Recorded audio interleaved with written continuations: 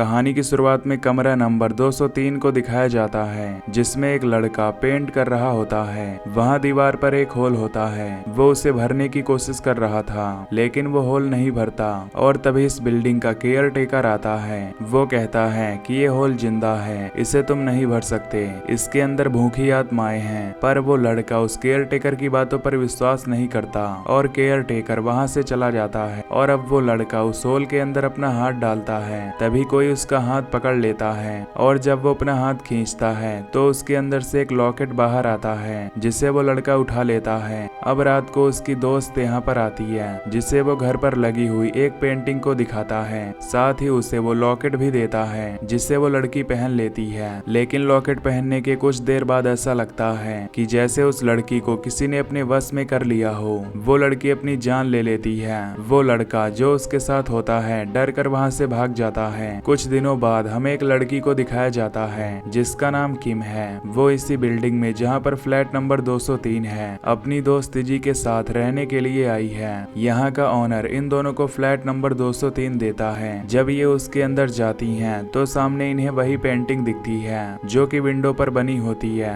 ये उसे टच करने वाले होते हैं कि तभी ऑनर आ जाता है और कहता है कि तुम इसे टच नहीं कर सकते। साथ ही इस बिल्डिंग के बेसमेंट में जाना सख्त मना है। इसके बाद वो यहाँ से चला जाता है। किम अब अपने कमरे में जाती है, जहाँ पर वो देखती है कि दीवार पर एक होल है। उसी होल के ऊपर वो मिरर लगाती है, लेकिन तभी मिरर अपने आप ही हिल जाता है, जैसे कि अंदर से किसी ने उसे हिलाया है। इसके बाद वो अपनी दोस्त जी के कमरे में जाती है, जहाँ पर ये दोनों बहुत अच्छा टाइम स्पेंड करते हैं। रात को दोनों साथ ही में सो जाते हैं। सुबह किम वापस अपने कमरे में आती है तो देखती है कि वो होल अब और भी ज्यादा बड़ा हो चुका है। वो इजी को अपने कमरे में बुलाती है और उस होल को दिखाती है। इजी उसके अंदर अपना हाथ डालती है और तभी उसका हाथ अंदर से कोई पकड़ लेता है, पर यहाँ पर इजी उससे मजाक कर रही होती है। इसके बाद वो अपने हाथ को उस होल से बाहर निकाल लेती है, लेकिन उसके हाथ के साथ साथ वो लॉकेट भी बाहर निकलता है, जो एक बार पहले भी निकला था, जिसे उस पहली वाली लड़की ने पहना था, जिसके बाद उसने अपने आप को मार लिया था। इजी को ये लॉकेट बहुत अच्छा लगता है और वो उसे पहन लेती है। तभी रात को इजी का एक फ्रेंड इनके घर पर आता है, जिसके साथ इजी बहुत अच्छा टाइम स्पेंड करती है। इजी बहुत ज्यादा ड्रंक होती है, इसीलिए वो बेहोश हो जाती है। उसका दोस्त विंडो के पास जाता है, जहाँ पर वही पेंटिंग होती है जिसे उन्होंने टच करने से मना किया था। वो उसे ध्यान से देखता है और तभी उसके पीछे से कोई निकल जाता है। उसे एहसास तो होता है, पर वो देख नहीं पाता। इसके बाद वो वॉशरूम में जाता है, जहाँ पर कोई उसे मार देता है। सुबह होने पर किम इजी के कमरे में आती है और पूछती है कि तुम्हारा फ्रेंड कहाँ गया। इजी कहती है कि शायद मेरे उठने से पहले ही वो चला गया। दरअसल इन दोनों को नहीं पता कि वो मर गया है और ना ही वॉशरूम में उसकी डेड बॉडी होती है। अब किम को कॉलेज में जरूरी काम होता है, इसलिए वो कॉलेज निकल जाती है, पर उसके पहुंचने से पहले ही वो डिपार्टमेंट बंद हो जाता है। तभी यहाँ पर एक लड़का आता है और वो किम से कहता है कि मैं तुम्हारी मदद करना चाहूंगा। किम उसे बताती है कि मैं अपनी दोस्त जी की जिंदगी के ऊपर एक किताब लिखना चाहती हूँ, जो कि मेरे साथ मेरे फ्लैट में रहती है। हाल ही में उसने अपनी मॉम को खोया है, जिसके बाद से वो बहुत ज्यादा शराब पीने लगी है। इसके लिए मुझे अपने लेक्चरर की मदद की जरूरत है। वो लड़का किम से बहुत अच्छे से बात करता है और इन दोनों की दोस्ती हो जाती है। किम वापस अपने घर आती है, जहाँ पर एक बार फिर से वो उसी पेंटिंग को देखना शुरू कर देती है। वहाँ पर एक म्यूजिक बॉक्स भी होता है, जो ना तो किम ने और ना ही उसकी दोस्त इजी ने ऑर्डर किया था। उसके बाद किम अपने कमरे में जाकर सो जाती है। रात को अचानक से उसकी आंख खुलती है और वो उसी होल को देखती है, जो दीवार पर होता है, और अब उसके अंदर से एक हाथ निकलता है, जिसे देखकर वो डर जाती है। वो होल के पास जाती है और तभी कोई जोर जोर से दरवाजा नॉक करना शुरू कर देता है। जब वो दरवाजा खोलती है तो बाहर इजी होती है, जो दरवाजे पर अपना सर पटक रही थी।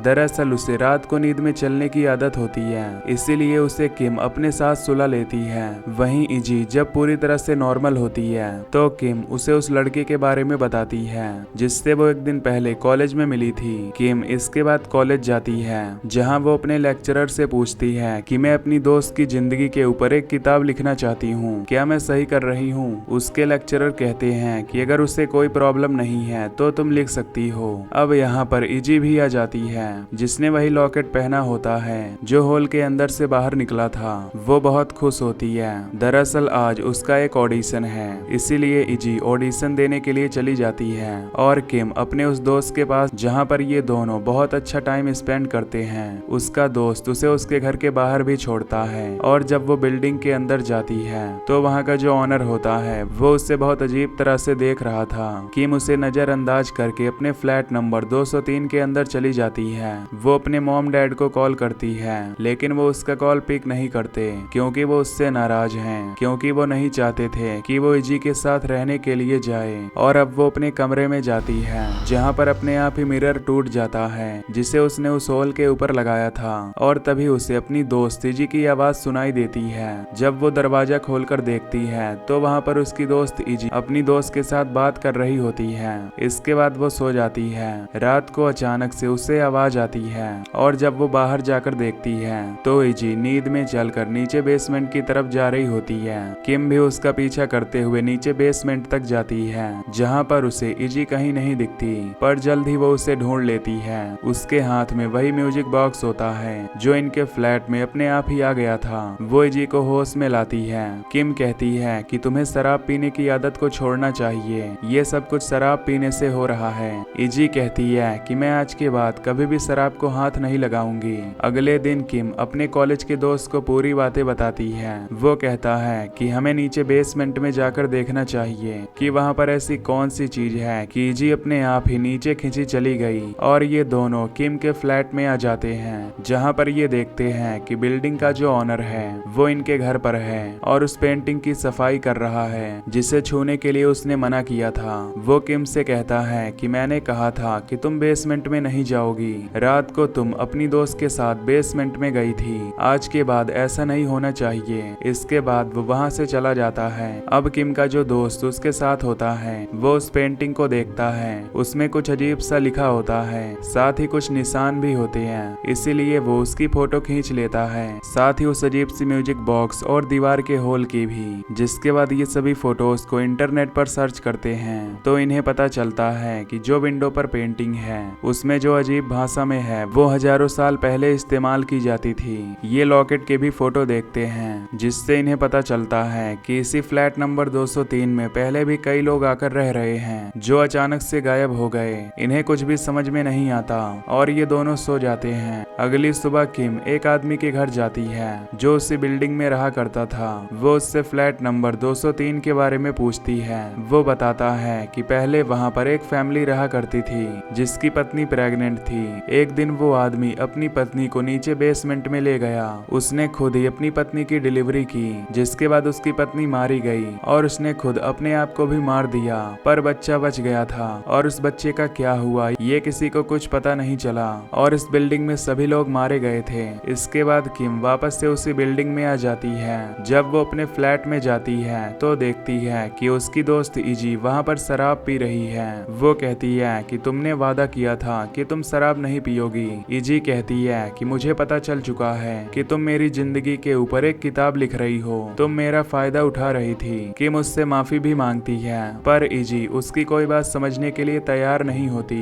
दूसरी तरफ किम के दोस्त को दिखाया जाता है जो एक चर्च में जाता है जहाँ पर उसे वैसी ही पेंटिंग दिखती है जैसे कि किम के फ्लैट के अंदर है। उस पर उल्टा क्रॉस का निशान भी होता है। वो उस पेंटिंग के बारे में और भी सर्च करता है। इससे उसे पता चलता है कि पहले ये गॉडेस थी जिसके बाद उसे डीमन बना दिया गया और अब वो लोगों की आत्माओं को खाती है, वही उसका खाना है। सारी बातें जानने के बाद वो किम को कॉल करता है लेकिन किम उसका कॉल रिसीव नहीं करती। वो किम को वॉइस नोट भेजता है। वहीं किम को दिखाया जाता है जो बहुत ज्यादा परेशान होती है और दीवार के उस होल को तोड़ने लगती है क्योंकि हर दिन वो बड़ा हो रहा होता है और तभी उसके अंदर से हाथ निकलता है जिससे वो डर जाती है। तभी पीछे से इस बिल्डिंग का ओनर आ जाता है और उसे पकड़कर बेहोश करके बांधकर अपने साथ फ्लैट में ले जाता है और अपनी मॉम डैड की फोटो दिखाकर उसे बताता है कि दीवार के पीछे होल के अंदर जो डीमन रहती है उसी के पास मेरे माता पिता हैं। यहाँ पर हमें समझ में आ जाता है कि ये वही बच्चा है जिसके बारे में उस आदमी ने कहा था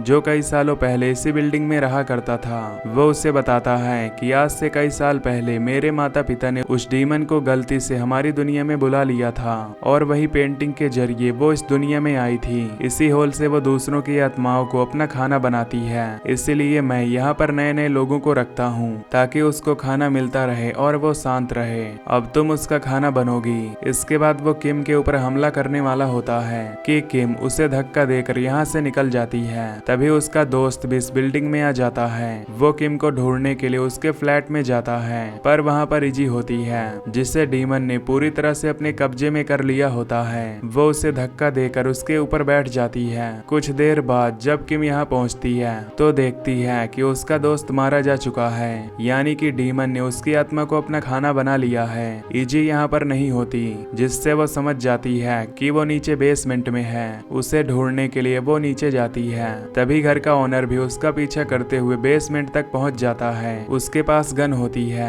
जिससे वो किम को मारने वाला होता है। तभी उसके पिता की आत्मा, यानी कि ओनर के पिता जो सबसे पहले उस डीमन का शिकार बने थे, उनकी आत्मा अपने बेटे की गन को कंट्रोल करके उसी के सर पर लगा देती है, जिससे वो खुद अपने आप को गोली मार देता है और उसकी मौत हो जाती है। उसके पिता की आत्मा को पता था कि उनका बेटा कई सालों से गलत काम कर रहा है, इसीलिए उनकी आत्मा ने ऐसा किया होता है। किम अब इजी को ढूंढना शुरू कर देती है। तभी इजी उसे दिख जाती है। वो इजी से कहती है कि तुम्हें अपने गले की लॉकेट को उतारना होगा, पर इजी डीमन के कब्जे में होती है। वो उस पर हमला करती है, पर किम उसके हाथ को पकड़कर उसके गले की लॉकेट को निकाल देती है, जिससे वो होश में आ जाती है। ये दोनों वापस अपने फ्लैट नंबर 203 में आ जाते हैं, जहाँ पर किम उस खिड़की पे बनी पेंटिंग को तोड़ देती है। तभी किम को एक जोरदार धक्का लगता है और अब इन दोनों को लगता है कि इन्होंने डीमन के आने जाने के रास्ते को हमेशा के लिए खत्म कर दिया है। अब रेस्क्यू टीम यहाँ पर आती है और इन दोनों को अपने साथ ले जाती है,